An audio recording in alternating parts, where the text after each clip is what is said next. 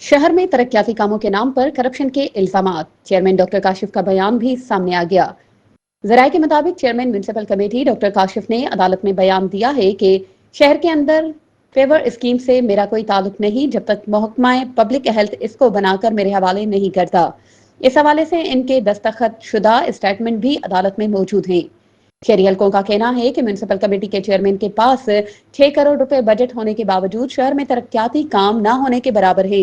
गटरों के ढक्कन गायब हैं, ड्रेनेज का निजाम तबाहाली का शिकार है, पीने के साफ पानी का कोई फिल्टर प्लांट नहीं लगाया गया, कचरा नहीं उठाया जाता और नालियों की सफाई भी नहीं की जाती।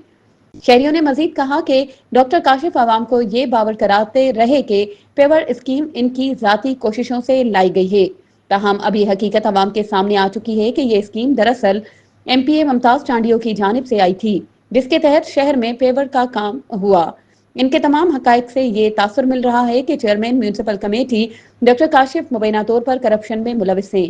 अवामी हलकों और समाजी रहनुमाओं ने आला हुकाम और करप्शन की तहकीकात करने वाले इदारों से मुतालबा किया है कि डॉक्टर काशिफ के खिलाफ फौरी और शफाफ तहकीकात की जाएं, ताकि शहर का बजट शहर की तरक्की पर खर्च हो सके और आवाम को रिलीफ मिल सके। मजीद खबरों और अपडेट्स के लिए हमारे चैनल को सब्सक्राइब करें और बेल आइकन को प्रेस करना ना भूलें।